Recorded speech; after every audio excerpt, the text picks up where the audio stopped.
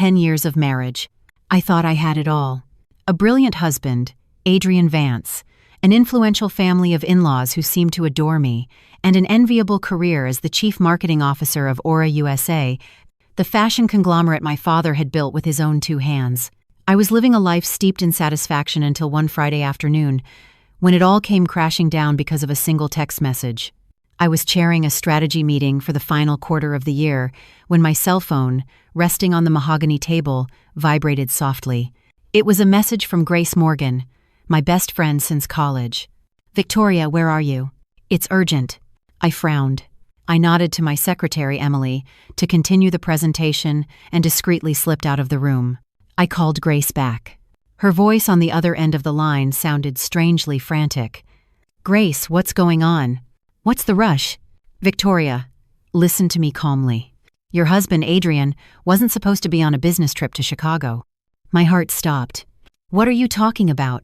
He called me this morning to say head landed safely." "No, Victoria."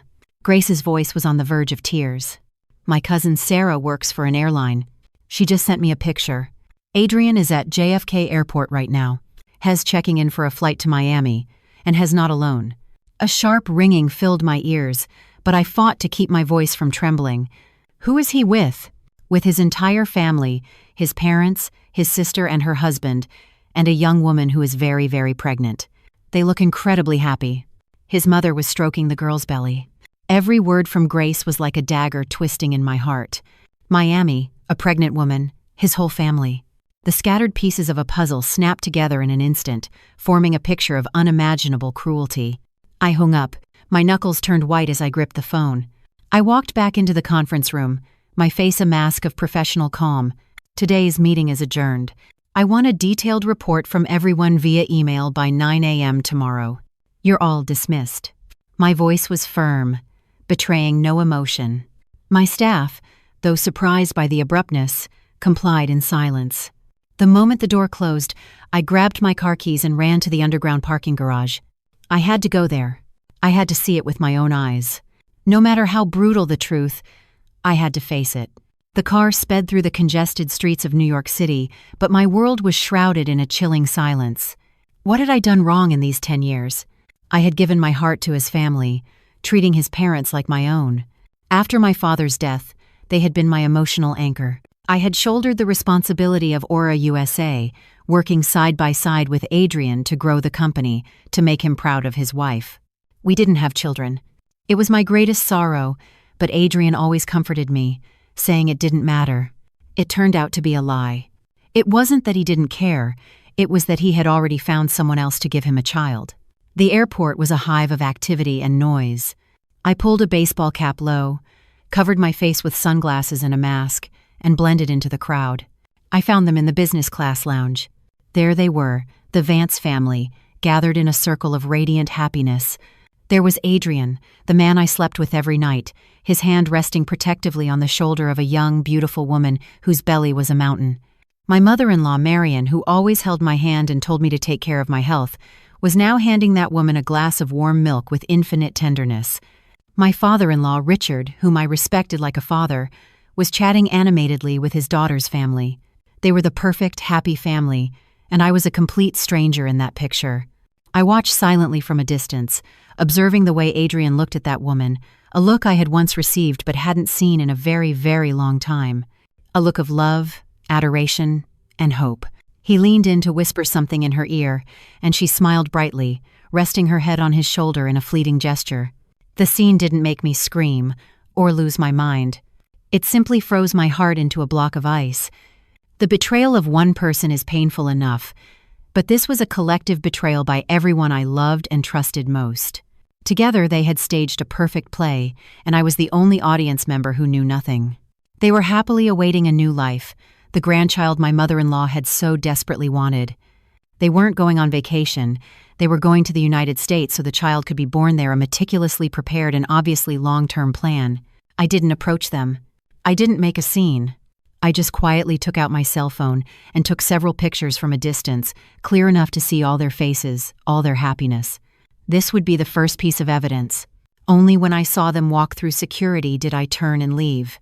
Not a single tear fell, but something inside me had died completely. 10 years of love, trust, and respect had turned to ash in that very airport. Stepping out through the main doors, I took a deep breath of the cool night air. I knew that the Victoria Prescott of yesterday was gone. From now on, I would be a different Victoria, a Victoria who would reclaim everything that belonged to her and her father, no matter the cost. I drove to our mansion in the exclusive enclave of Greenwich, Connecticut, the place that was once our home. The spacious house now felt empty and strangely cold. The scent of lilies I loved so much still lingered in the air, but it no longer brought me peace. It choked me like a mockery.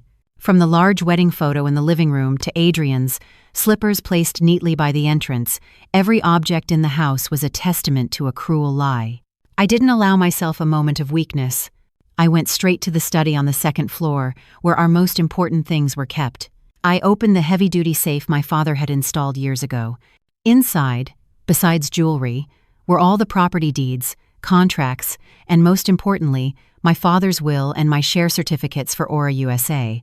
My father, Walter Prescott, had always taught me to be a strong, independent woman, to know how to protect myself in any situation. Perhaps sensing something, he had prepared everything with the utmost care, leaving the majority of the company's shares to me. Adrian held only a symbolic amount, just enough to maintain his position on the board of directors. My father had said it was his wedding gift to me, and a shield that would protect me for life. Only now did I understand the profound meaning of his words. I took out all the important documents and arranged them carefully in a leather briefcase. Then I sat at the desk, turned on my laptop, and made the first call. I dialed Attorney Lawrence Davenport, the lawyer my father had trusted most in his life and in whom I also had absolute faith. He answered almost immediately, his voice warm and calm as always. "Victoria, it's Lawrence. What's going on at this hour?" I took a deep breath, trying to keep my voice as steady as possible. "Mr. Davenport, I need your help. It's a very important and urgent matter." Sensing the strange tone in my voice, the lawyer's voice turned serious. "All right, go on. I'm listening. I want you to prepare divorce papers. I also have suspicions that my husband, Adrian Vance, has been embezzling funds from Aura USA and committing tax fraud. I need your help to investigate and gather evidence." There was a brief silence on the other end. Attorney Davenport must have been very surprised. He had witnessed our beginnings. He was even the legal representative at our wedding. "Victoria, what exactly happened? Isn't this some kind of misunderstanding between you two?" "It's no misunderstanding," I replied, my voice several degrees colder. "He has another woman, and they're about to have a child. His entire family has been deceiving me, and they've taken her to the United States for the birth.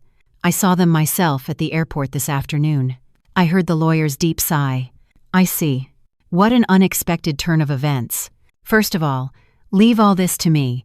Most importantly, do not let Adrian know you've found out. Act normally. I will contact a specialist in the United States to gather evidence. Regarding the financial matters, do you have any specific suspicions? I suspect he's been funneling funds through shell companies, using his position as executive vice president, or through donations, especially through the Walter Prescott Legacy Foundation, which bears my father's name. I need a full transaction history of the foundation from the last 3 years." "All right, I'll get on it immediately. You are the majority shareholder and the founder's daughter. You have every right to demand this information. Stay strong, Victoria. You cannot break down. Your father's loyal colleagues and I will always be on your side." When the call ended, I felt a little stronger. I was not alone in this fight. I immediately began my own work. Using my master admin access to the company's server system, I made a secret backup of all email data, business call logs, and files related to Adrian from the past 3 years. I also reviewed the surveillance systems at the office and at home. The footage of Adrian taking secretive calls, leaving for suspicious reasons, everything was carefully saved. The night wore on, and the mansion fell silent. I sat alone in the spacious living room, the light from the laptop screen illuminating my expressionless face. The pain was still a burning fire in my chest, but it could no longer destroy me. It had transformed into the flames of anger and determination. They started this farce, but I would be the one to write its ending. And I swear, that ending would be a nightmare they would never forget. On Monday morning, I met with Attorney Davenport at his law firm. Seeing me, he couldn't hide the fatigue and concern on his face. He handed me a cup of chamomile tea and said gently, "Victoria, I know this is incredibly difficult, but you must be strong. I've taken a preliminary look at the financial statements of the foundation you mentioned. Over the past 3 years, enormous sums of money have been dispersed under the pretext of supporting young talent and overseas scholarships. And the beneficiary of all of them is one person, an Isabel Hayes. Does that name mean anything to you?" Isabel Hayes. My heart clenched at the name. I remembered the face of the young woman at the airport, beautiful but with a defiant expression. "That's probably her, Mr. Davenport." The lawyer nodded, his expression hardening. "I thought so. I've contacted the person I told you about. His name is Vince Nolan, a very competent and discreet private investigator who specializes in tracking American assets and individuals overseas. Has taken the case and has already started working. We should have news soon." I didn't have to wait long. Just 2 days later, I received an encrypted email from Vince Nolan via attorney Davenport. It contained a compressed file full of photos and a concise report. With a trembling hand on the mouse, I opened the photos one by one. The first showed a luxurious villa in a quiet residential area of Miami. A white sports car was parked in the driveway, the model Adrian had once described as his dream car. The second photo, Adrian and Isabel pushing a shopping cart in a supermarket, looking like newlyweds setting up their nest. Isabel rested her head on Adrian's shoulder, his hand on her stomach in a gesture full of tenderness. The next photos were even more brutal. The entire Vance family enjoying dinner in the villa's backyard. My mother-in-law, Marion, serving food to Isabel. My father-in-law, Richard, laughing heartily. My brother-in-law, Stephen, and his wife, Lauren, were there too, chatting animatedly with their new sister-in-law. They were a real family, and I was just an outsider. There was also a video of Adrian helping Isabel take a walk in a park. They held hands, stopping every now and then to kiss. The sight of their happiness made me sick to my stomach, but what horrified me most was in the last part of the report. Nolan had investigated the home's lease agreement, the vehicle purchase documents, and the registration papers at a high-end international maternity clinic for pregnancy monitoring. Everything was in Adrian and Isabel's names. And the decisive piece of information, Nolan had traced the first money transfer from Adrian to Isabel. It began 3 years ago. 3 years. This wasn't a momentary lapse in judgment. It wasn't a fledgling affair. It was a planned and systematic deception that had lasted for a third of our marriage. For the past 3 years, while I was working tirelessly at Aura USA, spending sleepless nights longing for a child, my husband was building a second family behind my back. For the past 3 years, while I believed my in-laws were my unconditional support, they were busy concealing their son's sin and joyfully awaiting a grandchild that wasn't mine. All their concern and kind words were nothing more than a poor performance. I closed the laptop and leaned back in my chair. My luxurious office suddenly felt suffocating. I didn't cry. Tears were now a useless luxury. The pain had transformed into another feeling, much colder and sharper. It was called determination. The evidence was there, irrefutable. It would not only be the weapon to end this marriage, but it would also be a daily reminder of the cruelty of these people. They had stolen 10 years of my youth, my trust, and my love. Now, I was going to take back everything that was mine and everything they owed my father. A few days later, as I was trying to drown my sorrows in work, my office phone rang. It was a video call from my mother-in-law. Seeing her smiling face on the screen, a wave of nausea rose in my throat, but I quickly regained my composure. I took a deep breath and, with a radiant smile, answered. "Hi, Mom. It's Victoria. Is everything okay with you all?" "Of course, darling. We're having a wonderful time," she said in her usual affectionate tone. "The air here is so clean and pleasant. I was just calling to see how you are. All alone at home. I hope you're not working too hard. You look a little pale." Playing my part perfectly, I pressed a hand to my cheek. "Yes, it's a busy time with the year-end push, but don't worry, I'm eating well." She sighed, her eyes full of feigned sympathy. "Darling, work is important, but family is more important. You've been married for 10 years now. It's time to think about having a child. Your father-in-law and I are just waiting for the day we can hold our grandchild. How about this? Take a break from work and come join us for a few days. You can rest, have a change of scenery, and the medical technology here is very advanced. Who knows, we might get some good news. Hearing this, I wanted to burst out laughing. Who was she performing for? She knew perfectly well why I no longer needed to try. The grandchild she was so eagerly awaiting was already growing in another woman's belly, in the very house she was in. Her insistence was just a pretext, a way to justify the imminent arrival of that child, a perfect piece of theater. I forced a sad smile. Yes, Mom, I want that more than anything too. Maybe fate just hasn't been kind yet. As soon as I finish this project, you'll get another thorough checkup. At that moment, my father-in-law appeared on the screen. With his usual kind smile, he waved at me. Victoria, it's me. With Adrian on that tough business trip, you must take good care of yourself at home. Don't overwork. Yes, Dad, I'm fine. You two take care of yourselves as well. Another shameless lie. A business trip. His family, from the oldest to the youngest, were all exceptional actors. Together, they concealed a sin. Together, they trampled on my feelings and trust. They thought I was a fool, easily deceived by sweet words and false concern. When the call ended, the smile vanished from my face in an instant. I stood up and walked to the window, watching the bustling traffic below. Their hypocrisy filled me with disgust. For 10 years, I had been living among wolves in sheep's clothing. They pretended to care for me and love me, but behind my back, they were preparing to tear me apart. I had seen enough of this play. Now it was my turn to bring down the curtain. But before I did, I would make sure every actor in this farce paid a very, very high price for their role. Before my disgust for my in-laws could even cool, another blade pierced my heart. It was sharper and crueler, forged from my own father's legacy. That morning, Attorney Davenport summoned me to his office with an expression of unprecedented gravity. He placed a thick file on his desk.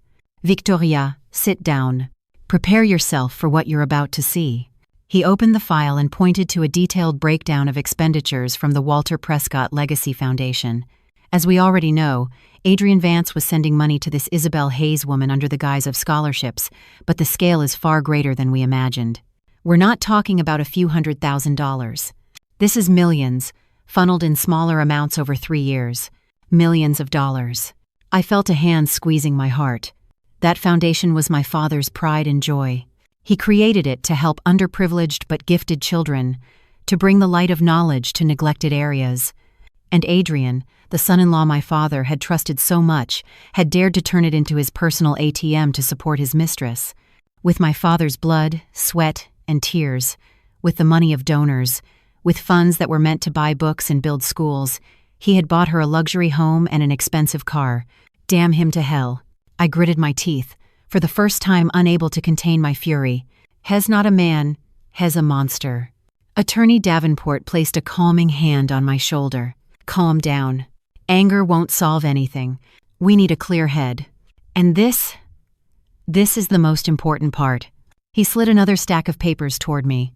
This morning, Adrian's secretary sent this to your office.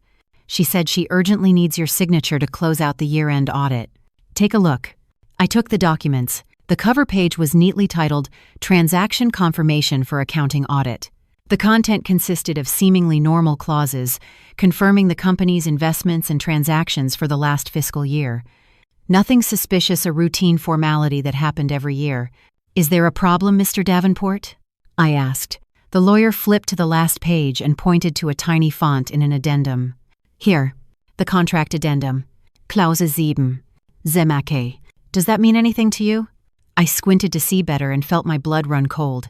It was the number of the share assignment and delegation agreement my father had prepared for me. In fine print, it read, "The undersigned, for the purpose of restructuring and investment expansion of Aura USA, agrees to unconditionally relinquish 20% of her shares in Aura USA to board member Adrian Vance." This was his true goal. He didn't just want money, he wanted to swallow Aura USA whole, my father's entire legacy. He was using my trust and my work habits to set a subtle trap for me, a trap designed for me to sign away everything.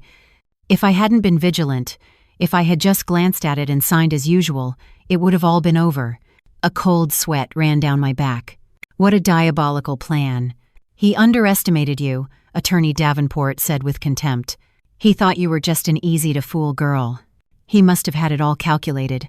With that 20%, plus his existing shares and the support of other shareholders he's bribed, he would have enough power to oust you from the board. I stared at the paper, the hatred inside me reaching its peak. But then, an idea flashed through my mind. He wanted to set a trap for me. Perfect. I would turn his own trap into his grave. I looked up, meeting Attorney Davenport's eyes directly. My voice was eerily calm. Mr. Davenport, we're going to use this. I'm going to sign his agreement. What are you talking about, Victoria? Have you lost your mind? He exclaimed, startled. If you sign that, you'll lose everything. No, Mr. Davenport. I smiled. A cold, sharp smile. I'll sign, but not now. I'll tell him I need to review it more calmly, buy myself some time. In the meanwhile, we will prepare another agreement, identical in form but with a diametrically opposite content. If he wants to play with words, I'll play with him. If he's trying to trick me, I'll trick him. When the time comes, it won't be me signing my death warrant, it will be him. Seeing the determination in my eyes, Attorney Davenport's surprise turned to understanding, and then he nodded firmly. All right, well, do as you say. It's high time this fox fell into his own trap. For the next few days, I threw myself into work like a woman possessed. By day, I was still the competent and decisive CMO, seamlessly managing all the year-end campaigns. By night, alongside Attorney Davenport and his team, I analyzed financial statements line by line, tracing the trail of black money Adrian had funneled. The stress from work, combined with the strain of the betrayal and planning my revenge, weighed heavily on my shoulders.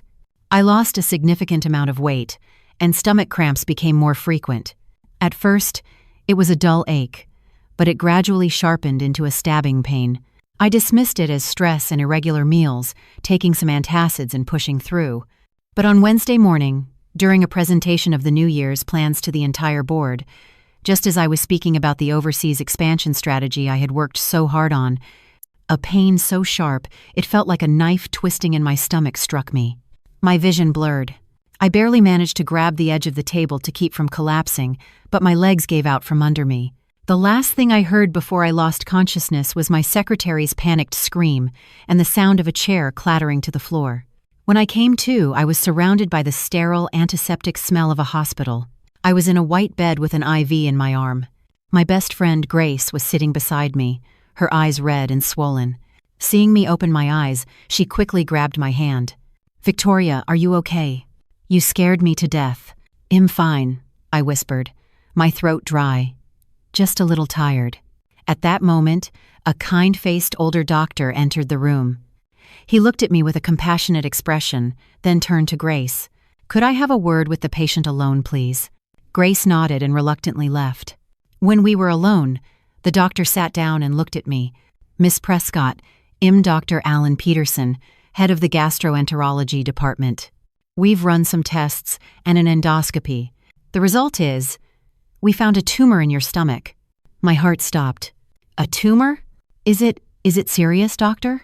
I managed to ask, my voice trembling. Dr. Peterson sighed.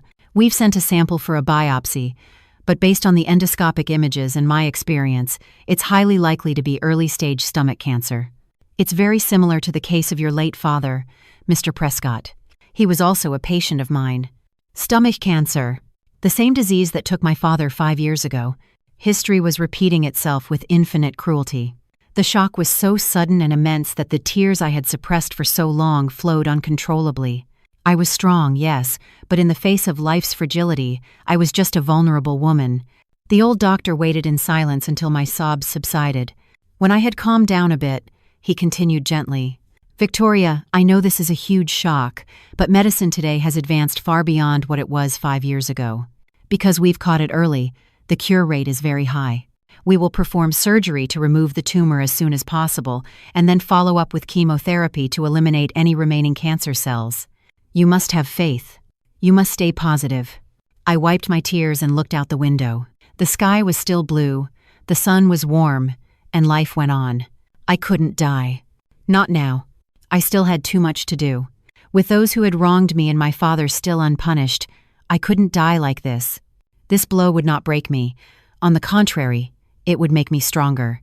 It gave me a reason, and a deadline, to end everything. I looked back at Dr. Peterson, my gaze firm. "Thank you, doctor. I will have the surgery. But could you give me 2 weeks? I have a very important matter I must resolve. Just 2 weeks. Dr. Peterson hesitated for a moment, but seeing the unwavering determination in my eyes, he finally nodded. All right, 2 weeks. But after that you must be admitted immediately. Not a day's delay. Remember, your life is the top priority. Yes, I promise. When the doctor left, I closed my eyes. A new, bolder, and more urgent plan began to take shape in my mind. 2 weeks. That was all the time I had to finish everything.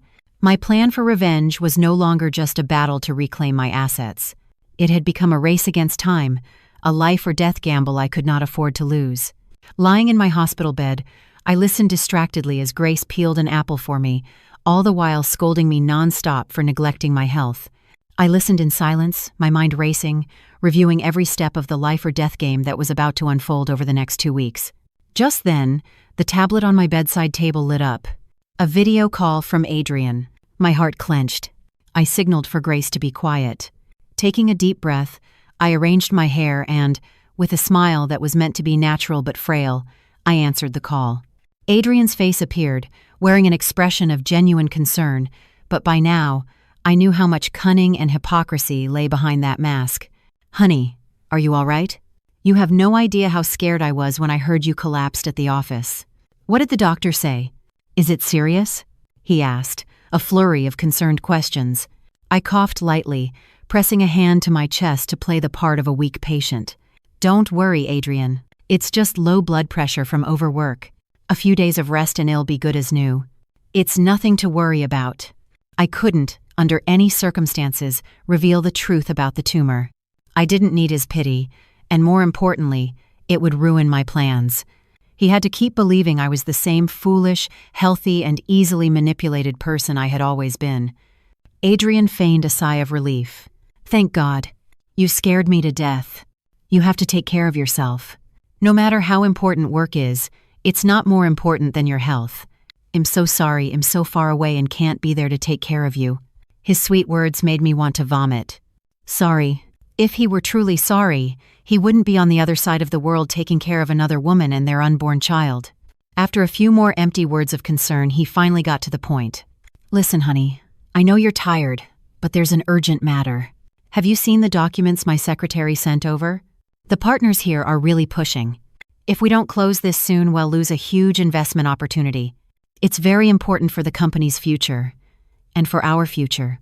The fox was finally showing his claws. I deliberately frowned, feigning fatigue. I think I saw them, but I've been so exhausted and dizzy since yesterday I couldn't read anything. I'll have to look at them when I'm discharged. Right now, just looking at letters makes my head spin. A flash of impatience crossed Adrian's face, but he quickly concealed it, speaking again in a persuasive tone. I know you're tired, but please, just try for me. You only need to sign the last page. I've reviewed all the other clauses, and there's no problem. Do it for our future, please. For our future? How happy those words would have made me before. Now, they only filled me with disgust. In the future he was talking about, there was clearly no place for me. Well, I'll take a look, I replied with a hint of reproach. I feel so awful, and you're bothering me with company business. It seems like you don't care about me at all. Of course not, darling. You're the most important thing to me, he rushed to say. Do you want me to call my mother to come take care of you for a few days? He even dared to mention his mother. What a perfect joint performance. I shook my head. No, there's no need. Grace is here. It would be such a long trip for your mother. Poor thing. Let her rest. After a few more meaningless instructions, the call ended. The moment the screen went dark, my smile vanished. I felt utterly exhausted, not from the illness, but from the effort of maintaining this unbearable charade. Adrian was getting impatient. That was a good sign.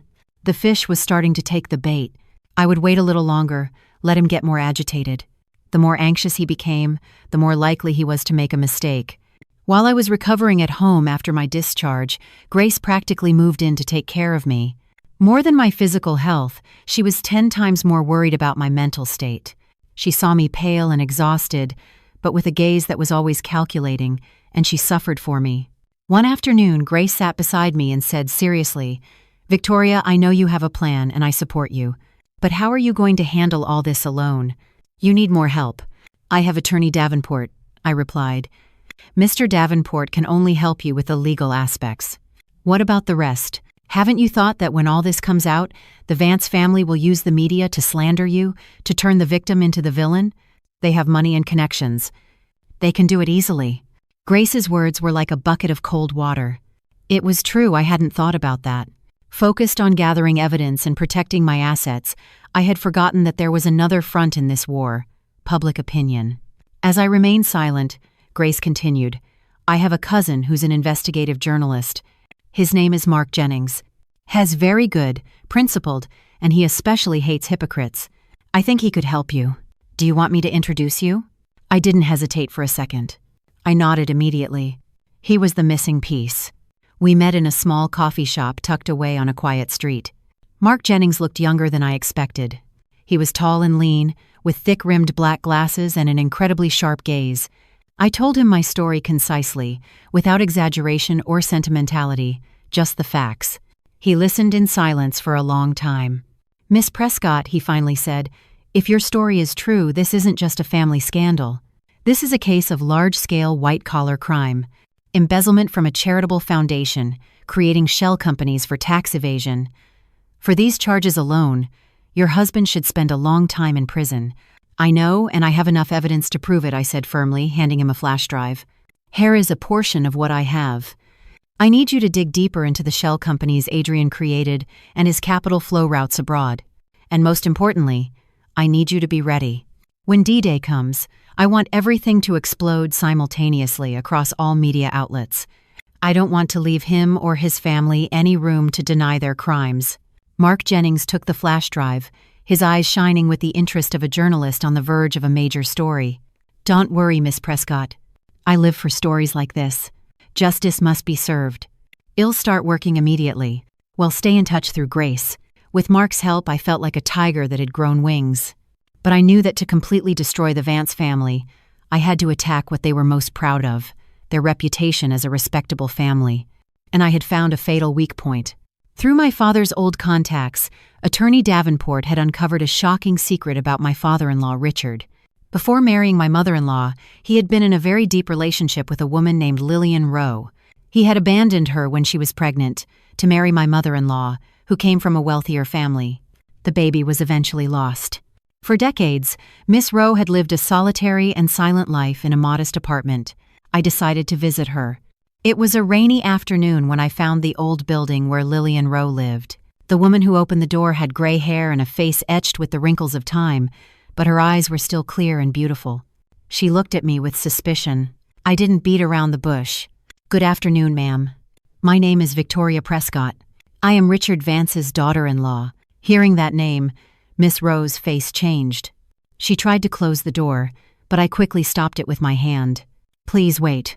I haven't come with ill intentions. I am also a victim of that family. I just want to seek justice for myself, and perhaps for you. Perhaps the sincerity in my eyes moved her. She let me in. The apartment was small but impeccably tidy. As I told her my story, Miss Rowe listened in silence, occasionally dabbing at the tears that flowed quietly down her cheeks.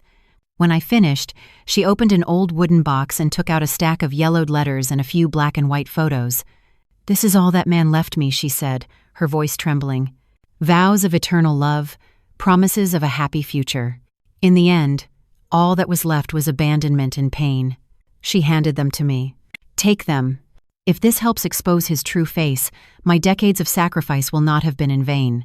I accepted her memories, my heart heavy. I thanked her with a bow and left. Outside, the rain had stopped. With my father-in-law's love letters in my hand, I knew I had acquired another sharp weapon. I wasn't just going to bury Adrian socially. I was going to rip the mask of hypocrisy off his entire family, a mask they had worn for decades. The next day, I received a call from Dr. Peterson. The biopsy results were back. I went to the hospital alone, my mind strangely calm. I was prepared for the worst. And when Dr. Peterson, with a compassionate expression, confirmed the initial diagnosis in a quiet voice, gastric adenocarcinoma, early stage, I just nodded. There were no tears, no panic, just the cold, clear reality. The clock had started its 14-day countdown. That night, I told Grace. I couldn't hide it from her any longer. Sitting in the quiet living room of the mansion, I showed her the medical report. She stared at it, then looked at me, her eyes filled with confusion and disbelief. "No, this can't be," she stammered, her voice trembling. "Victoria, this has to be a mistake, right? They must have gotten it wrong at the hospital." She crumpled the paper and burst into tears. "You have to have the surgery immediately. Nothing else matters. Your health is the most important thing. To hell with that bastard. To hell with the company. You have to live first." I grabbed her trembling hands and squeezed them tight. "Grace, listen to me. I will have the surgery.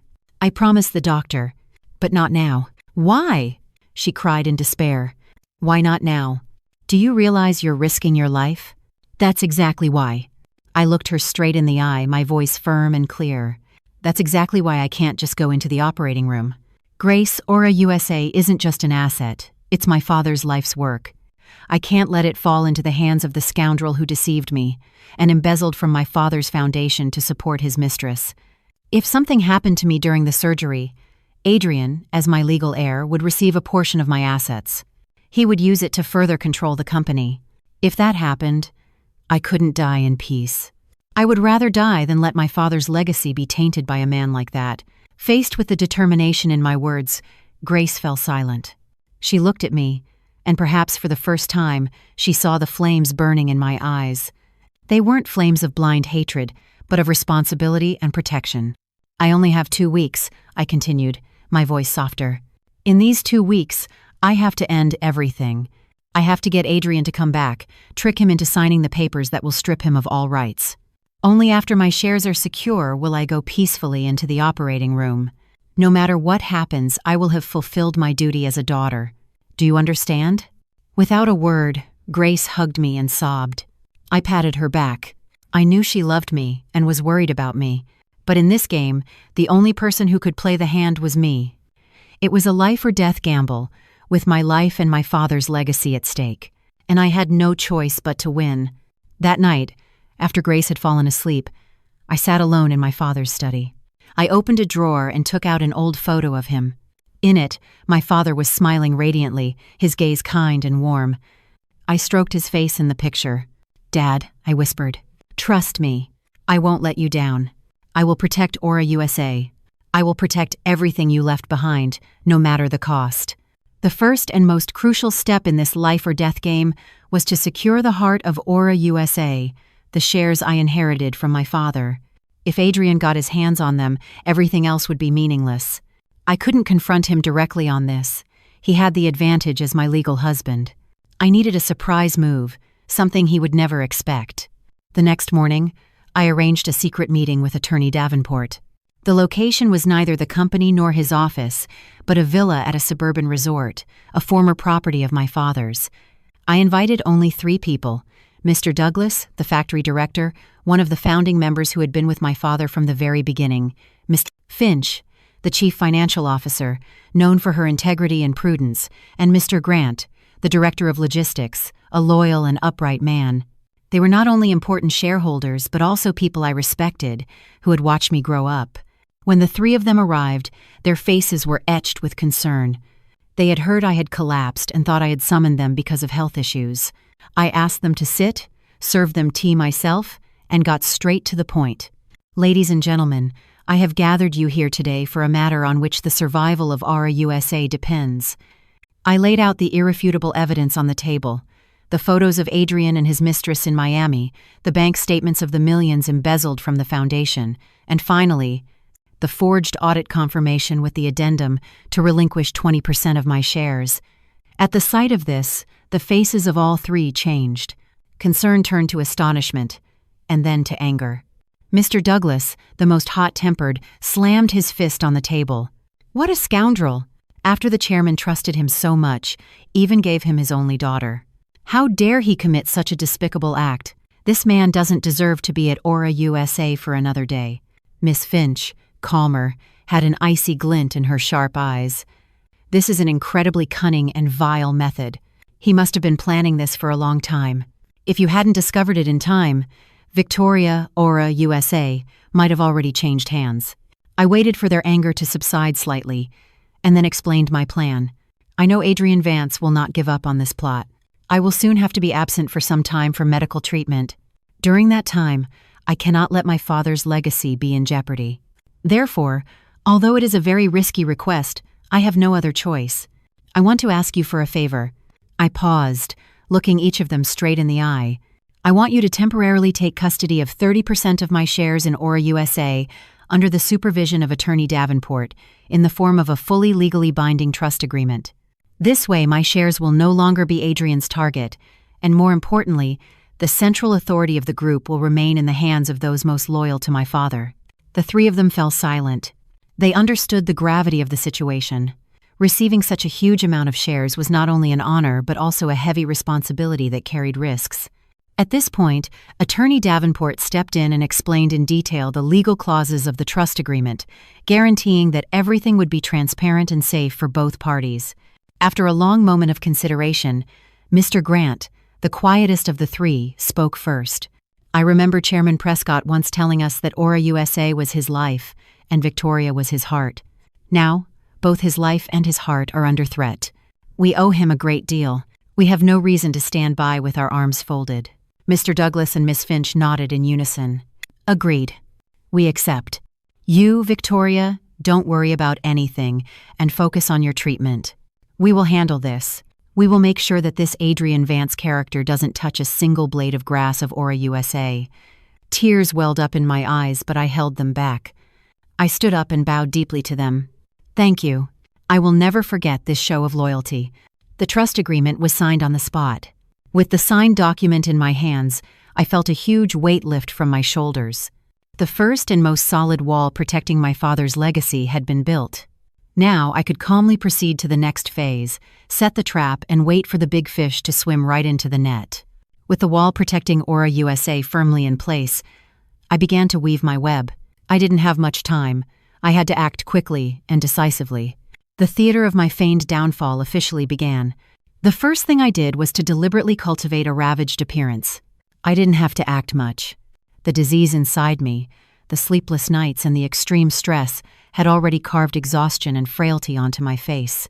I stopped wearing makeup and chose loose, dark clothes to hide my increasingly thin frame. Every time I went to the office, I moved with heavy steps, with deep shadows under my eyes and a vacant gaze. The image of the ever-energetic executive was completely gone, replaced by a woman crushed by a heavy burden. Next, I started spreading rumors, not overtly, but with a few words dropped casually to the right person at the right time. At a lunch with some longtime notoriously gossipy partners, I let slip a lament about a major export contract to Europe that had fallen through, severely affecting the company's cash flow. I said with a sad expression that I was looking for financing everywhere, but the situation was not good. That alone was enough to make the rumor of a financial crisis at Aura USA spread like wildfire in the business world. To add credibility, under Miss Finch's supervision, I instructed the finance department to delay some non-essential payments to smaller suppliers. Of course, Miss Finch met with them secretly to explain the situation and guarantee their rights, but to outsiders, it was an unequivocal signal that Aura USA was in trouble. But the final blow was putting the mansion up for sale. I called the largest real estate agency in the city and asked them to list our marital home for sale at a price nearly 30% below market value, as an urgent sale. I stressed that I had to sell it within 2 weeks to solve the company's problems. The news that a luxury mansion in a prestigious area was on sale at a bargain price immediately shook the high society circles and real estate news portals. Everyone bought the story that the late Chairman Prescott's daughter was even selling her last asset to save her father's legacy. Everything was going according to plan. The company's employees began to whisper, and the atmosphere at work became tense. Some were already looking for new jobs. Competitor companies were rubbing their hands with glee. And I, at the center of the storm, maintained an expression of suffering on the outside, but inside, I was strangely calm. The bait had been scattered everywhere, and the net was ready. I just had to wait for the greediest and most foolish fish to jump in by itself. With each passing day, the pain in my stomach reminded me that my time was running out. I didn't feel fear, only impatience. He had to come back. He had to come back. I didn't have to wait long. 3 days after the news of the mansion sale broke, I received a call from my mother-in-law in the middle of the night. I deliberately let it ring for a long time before answering in a sleepy and tired voice. Hello? Victoria, it's me. What the hell do you think you're doing? Why are there rumors that you've put the house up for sale, and at a ridiculous price? Have you lost your mind? On the other end of the line, her voice was shrill and panicked. I remained silent for a moment, and then I began to sob. I'm sorry, Mom. I'm so sorry. And with a sorry, you'll fix everything? Explain to me what happened. Is the company really that bad? I launched into my prepared drama. I told her, punctuated with sobs, about the cancelled European contract, the partner's demand for compensation, the bank's pressure to repay loans. I painted a grim picture of a powerful group on the verge of collapse. It's all my fault. I'm useless. Since Dad died and with Adrian so far away, I couldn't handle everything. I've ruined my father's life's work. Mom, if I don't sell the house, I won't be able to pay the employees' salaries or the compensation. I think I'll have to declare bankruptcy. I could hear her ragged breathing on the other end. I knew my words had hit her greatest fear directly. The possibility of losing money, the mansion, the golden goose that was Aura USA, their family's endless ATM. Bankruptcy? What are you talking about? No, she shrieked. Wait, I'm telling Adrian. He has to come back immediately. He has to come back to save the company. She abruptly hung up. I put down the phone and wiped away my fake tears. A cold smile played on my lips. It had been easier than I thought. Their greed and ignorance were my best allies. As expected, about an hour later, my phone rang again. This time, it was Adrian. His voice was also a mixture of concern and a slight reproach. Victoria, what are you doing? How could you let the company get into this situation? How many times have I told you that if you have problems, you have to tell me? I continued to play the role of the weak and incompetent wife. I'm sorry. I didn't want to worry you. I thought I could handle it myself. I'm sorry. All right, stop crying, he interrupted, impatience audible in his voice. But he still pretended to comfort me. Don't do anything stupid. Don't sell the house, and don't sign any papers. Understood? In coming back immediately. I've already bought a ticket. I'll be there the day after tomorrow morning. I'll handle everything when I arrive. You just wait for me calmly.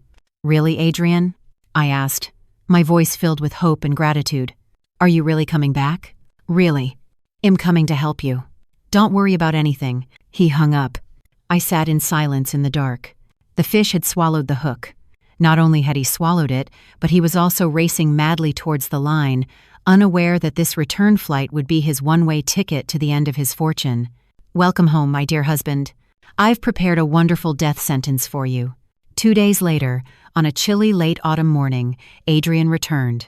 I went to the airport to pick him up. I had deliberately worn a gray, loose-fitting dress with not a drop of makeup, shamelessly displaying my fatigue and the dark circles under my eyes. When Adrian emerged from the arrivals hall, he looked tired from the long flight but couldn't hide the arrogance of a savior. He scanned me from head to toe with a look that was a mixture of pity and distaste. What's with this look? You can't even take care of yourself, he chided instead of a greeting, approaching with his suitcase. I played the part of the guilty wife perfectly, lowering my head. I'm sorry. I don't know what to do. In the car on the way back, Adrian relentlessly questioned me about the company's situation. I described the crisis to him in detail, the fictitious losses I had concocted with logic, the difficulties I described in a pathetic way. The more he listened, the more conceited he became.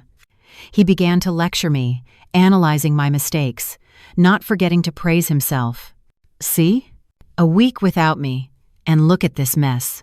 Just leave everything to me. You just do what I tell you. As soon as we got home, he tossed his jacket on the sofa and got straight to the point. All right, tell me the specific situation. How much is the debt? Is there any way to raise capital? It was time to cast the final bait. I took out the thick file that Attorney Davenport had prepared for me and placed it on the table. Look at this, I said in a weary voice. I've done what I could. An investment fund is willing to lend us a large sum to get through this difficult period, but the terms are very strict. They demand collateral, and that you, as the EVP, personally take responsibility for it. Adrian grabbed the file and began to leaf through it. The dozens of pages of documents were written very professionally, with complex clauses and difficult financial terminology that Attorney Davenport had deliberately included to confuse him. Debt restructuring, guarantee agreement, asset collateral agreement. Adrian mumbled the big titles as he read. He only skimmed the first part with the seemingly plausible loan clauses, paying no attention to the addenda at the end. "What do they demand?" he asked, his eyes still on the papers.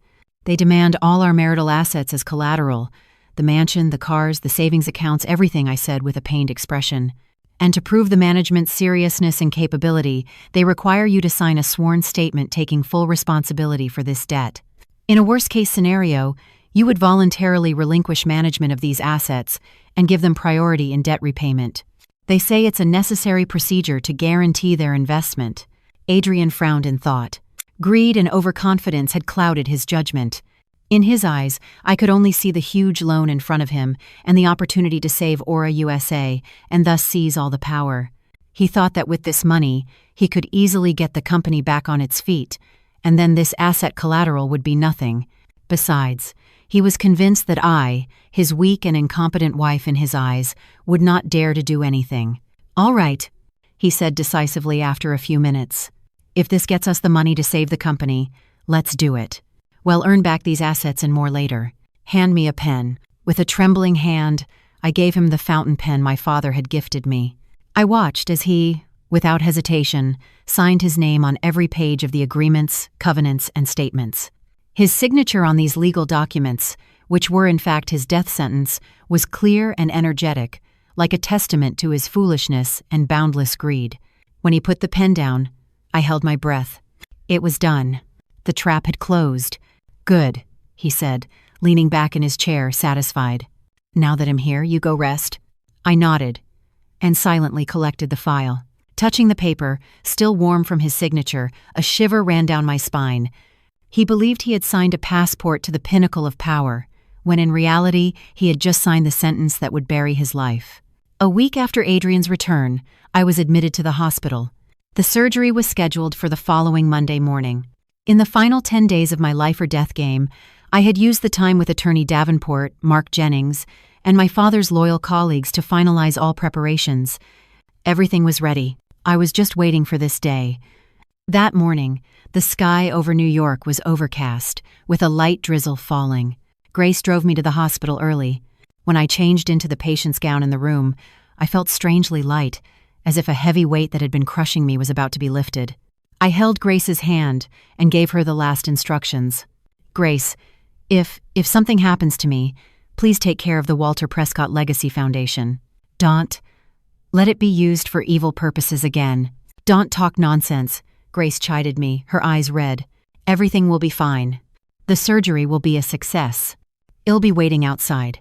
"I know. I believe that too," I smiled. "But before I go into the operating room, you need to send one message." I gave her Attorney Davenport's number. The message was simple: "Go." As I was being wheeled on a gurney towards the operating room, I saw Adrian at the end of the corridor. I guess he had come to play the part of the devoted husband until the very end. He approached, took my hand, and put on a worried expression. "Hang in there, honey. I'll take care of everything outside. You don't worry about anything and get well." I looked him straight in the eye with a depth he could never understand. "Yes, I'm leaving it all to you." The heavy doors of the operating room closed, isolating me from the outside world.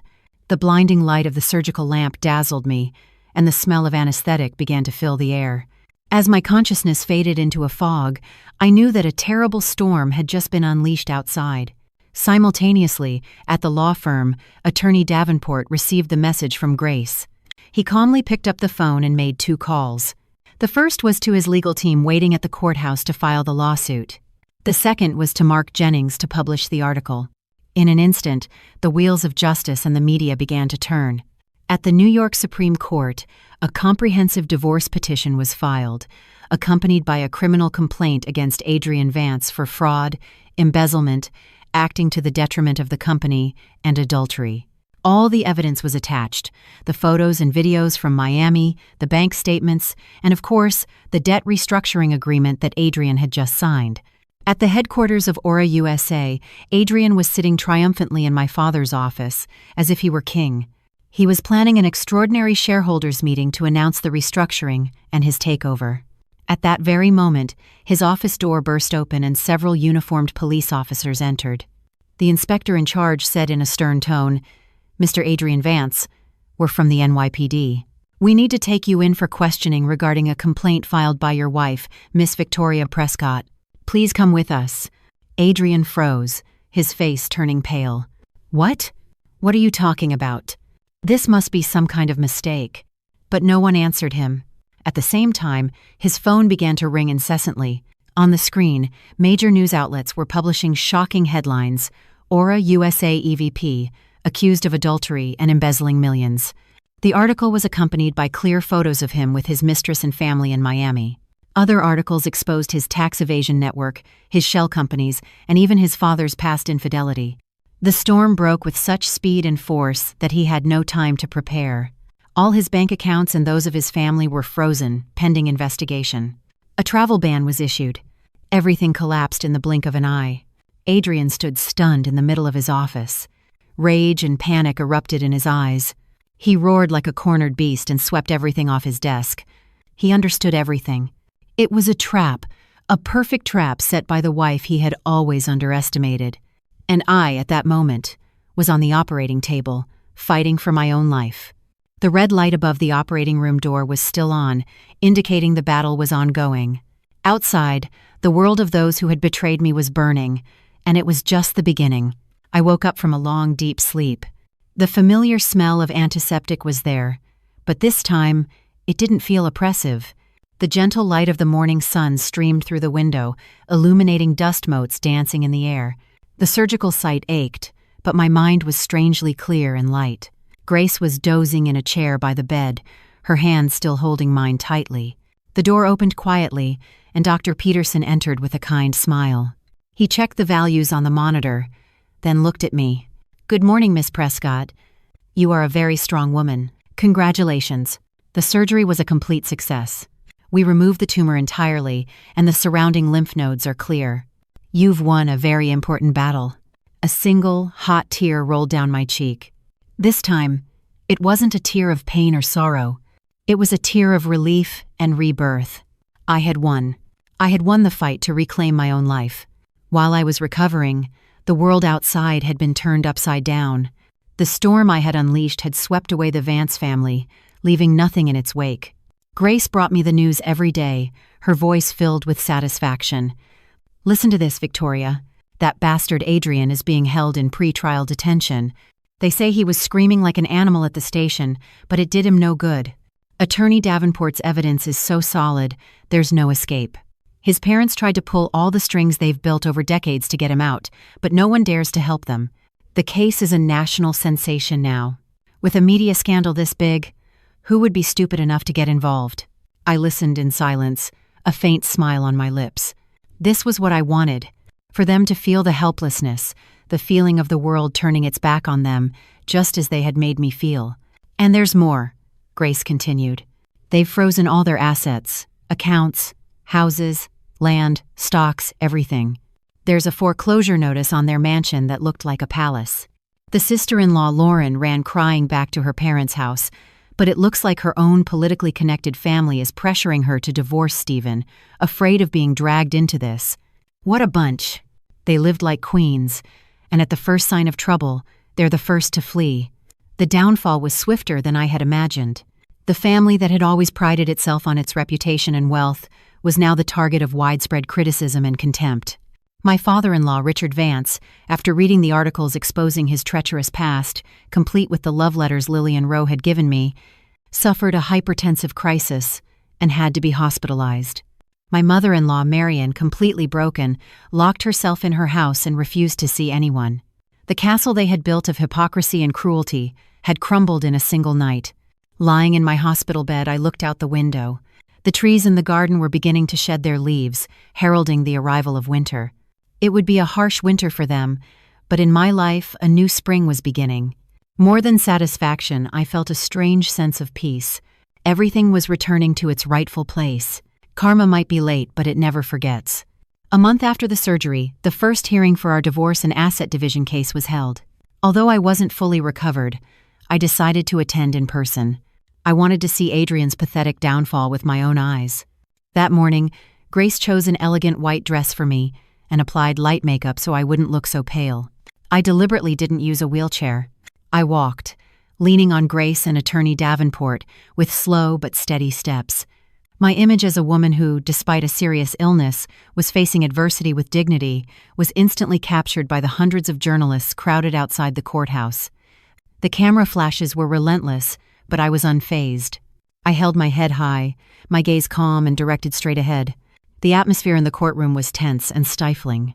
Adrian was brought in later. He was a completely different man from a month ago. His always impeccably styled hair was disheveled, his face gaunt and unshaven, his eyes bloodshot.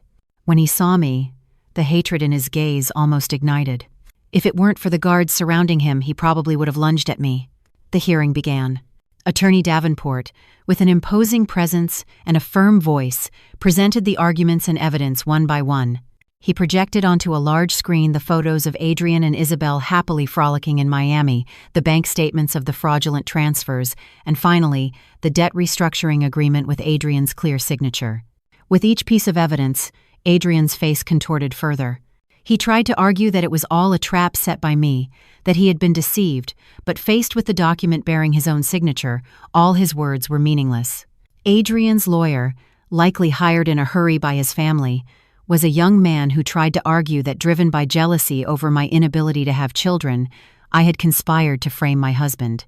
But that logic was immediately dismantled by Mr. Davenport.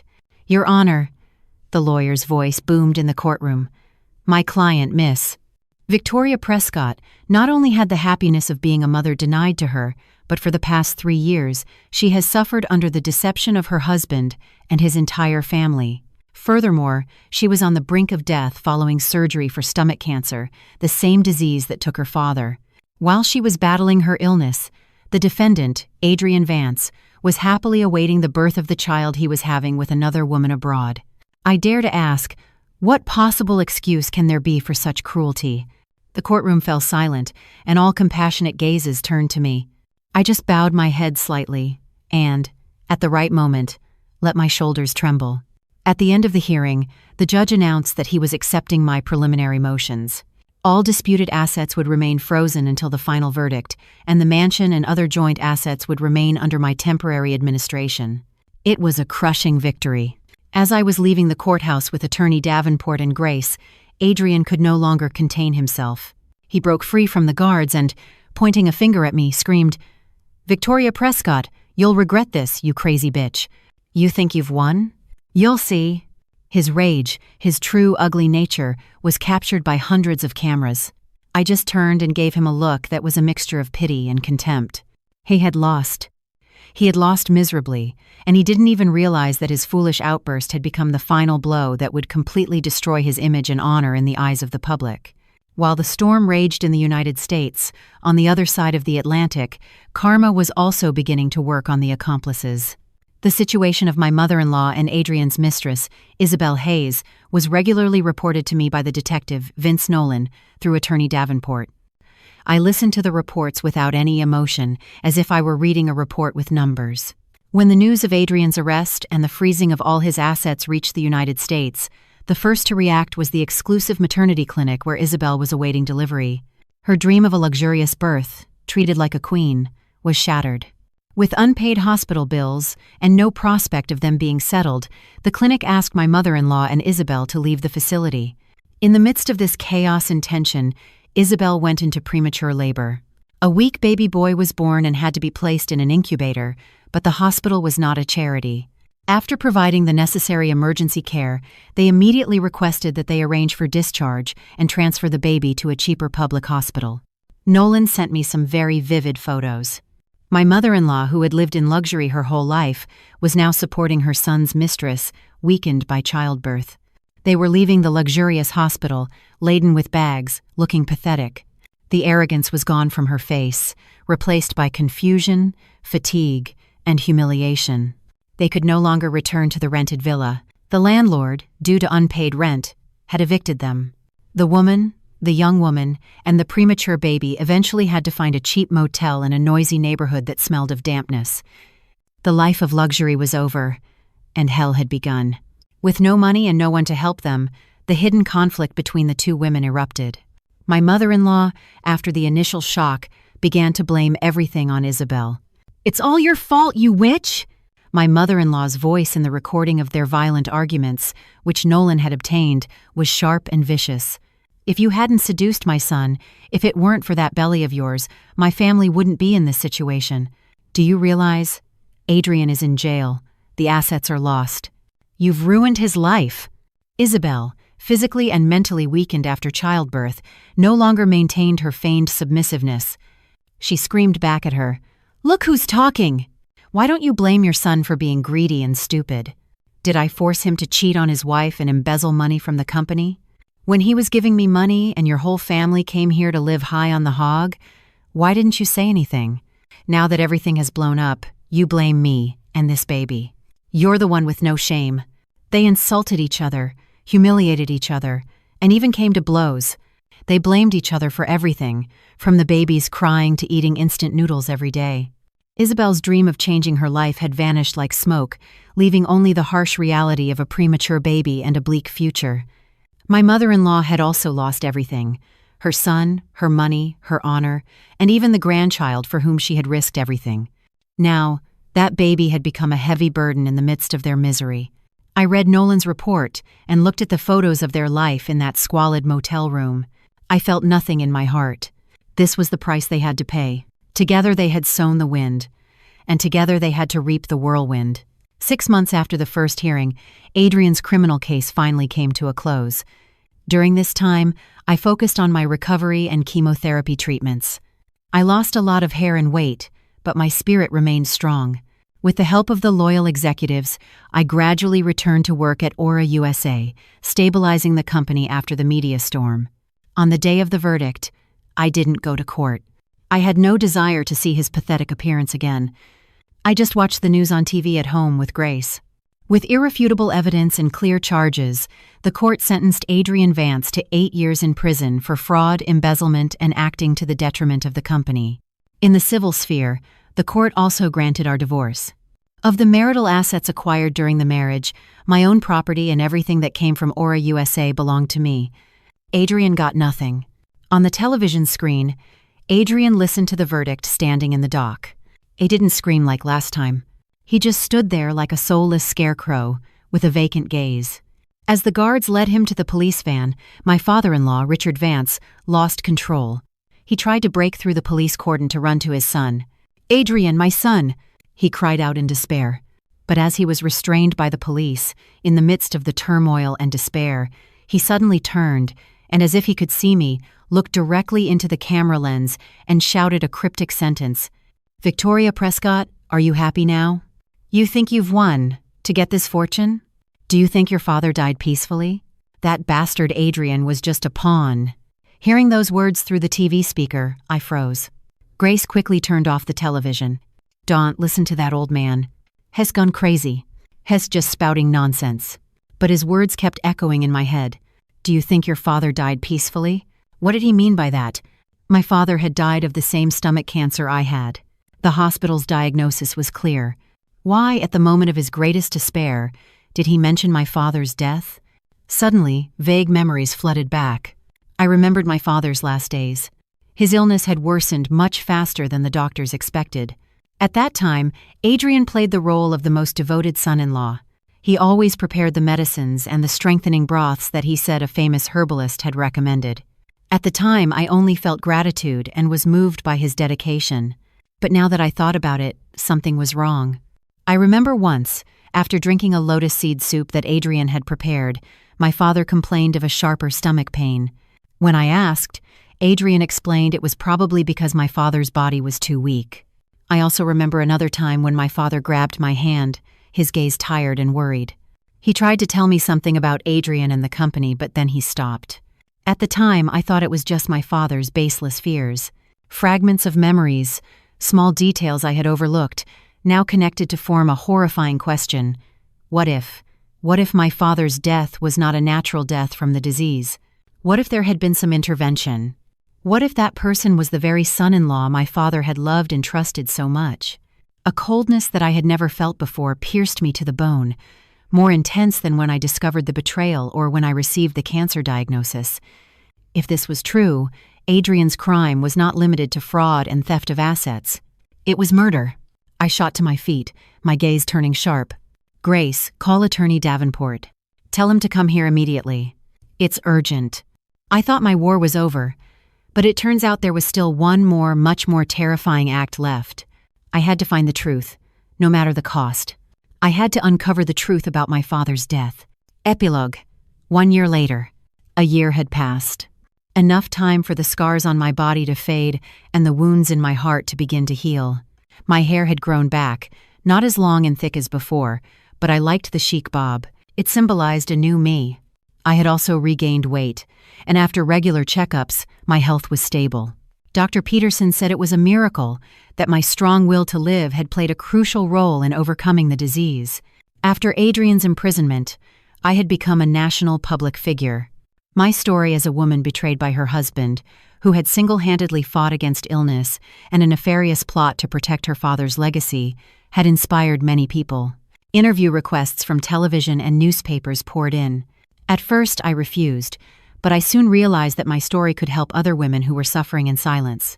I agreed to participate in a prestigious public affairs program. On air, I didn't talk about pain or hatred.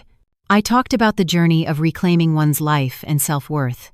I talked about the importance of economic independence, the need to be sober-minded in love, and the courage to stand up for oneself. My calm demeanor, logical speech, and extraordinary willpower completely captivated the audience. I was no longer the pitiful victim of a family scandal, but had become a symbol of strength and rebirth. Fame didn't change me. It just gave me a new path, a new mission. I decided to use a significant portion of the recovered assets to create a foundation to support women entrepreneurs. The foundation would offer not only financing, but also a team of lawyers, psychologists, and management consultants to comprehensively support women in marital difficulties, helping them start new, autonomous, and independent lives. On the day of the foundation's inauguration, I stepped onto the stage and looked at the faces of hundreds of women below. Their eyes shone with hope. I knew this was the sweetest revenge, to transform my pain into strength to help others. But in the midst of the hectic work and social activities, there was still a ghost that haunted my mind. The investigation into my father's death, which Attorney Davenport was conducting in secret, had stalled. After 5 years, there was almost no physical evidence left. My father's medical records only documented the normal course of a terminal cancer patient's illness. The tonics that Adrian had brought him could not be found. Everything remained a suspicion, a subtle ache in my heart that never went away. I knew that until the truth was revealed, my father's soul would not be at peace, and there would be an unfinished chapter in my life. After a year of relentless work, I decided to treat myself to a real vacation. I chose Paris, a city my father had loved. I hoped that by walking the same streets as him, breathing the same air he loved, my soul would finally find true peace. One afternoon in the honey-colored sun, while walking along the banks of the Seine, I entered an old bookstore hidden in an alley. The smell of old paper and time calmed me. As I was leafing through a leather-bound book on Renaissance art, I heard a quiet, deep voice next to me say, in English, "Excuse me, are you from the States?" I looked up, and, for a moment, I froze. The man standing before me had a familiar, firm, and intelligent face. He, upon seeing me, seemed just as surprised. Victoria Prescott. It's Elliot. Elliot Rhodes. The name came out of my mouth before I could stop it. It was the brilliant university classmate, Elliot Rhodes, someone my father had greatly admired and praised. He was an exceptional talent in architecture and had left for France on a full scholarship right after graduation. We hadn't seen each other in over 10 years. The unexpected reunion delighted us both. We decided to have coffee together at a small nearby cafe. Elliot had become a successful architect in Paris. He told me about his work, about his life in France. He was still single and retained the same romantic charm and warm smile as before. As I told him the tumultuous story of my life, he listened in silence, his eyes full of compassion and respect. "You've been very strong, Victoria. Mr. Prescott would be very proud of you from heaven." At the mention of my father, sadness overcame me again. I unconsciously took out a small book on Eastern herbal medicine from my purse, which I always carried with me. It had been my father's favorite book. Flipping through the yellowed pages, I found a small folded piece of paper tucked deep inside. I had no memory of putting it there. Curious, I unfolded it. It was my father's handwriting. On the paper were the names of several medicinal herbs, with notes on their effects. But on the last line, my father had circled 2 unfamiliar herbs. Next to them, a large question mark and a note written in haste: "Adrian's soup. Ask Dr. Chen again." My heart stopped. Dr. Chen was a friend of my father, an expert in traditional medicine. I vaguely remembered reading somewhere that those 2 herbs, harmless on their own, when combined with certain ingredients in the lotus seed soup that Adrian often prepared and taken over a long period, could slowly destroy the stomach lining, worsen a cancer patient's condition, and even nullify the effects of conventional drugs. "Elliot," I handed him the paper with a trembling hand. "Look at this." Elliot took the paper, read it carefully, and frowned. He immediately understood the gravity of the situation. "This Dr. Chen, do you know where he is?" "I'm not sure, but Attorney Davenport could find him." "Victoria." Elliot placed his hand on mine, his gaze firm. "I have some friends in the European pharmaceutical industry. They can help with an in-depth toxicological analysis of this combination. Don't worry. You're not alone. Together, we will find the truth." I looked at him, a warm feeling I hadn't felt in a very, very long time blooming in my heart. We left the cafe and walked together in the slowly falling dusk along the Seine, the shadows of 2 figures stretching long on the cobblestones. The investigation into my father's death had found a new light, and more importantly, I now had a trusted companion by my side. I didn't know what the future held, but I knew that a new, brighter, and more hopeful chapter of my life had just truly begun.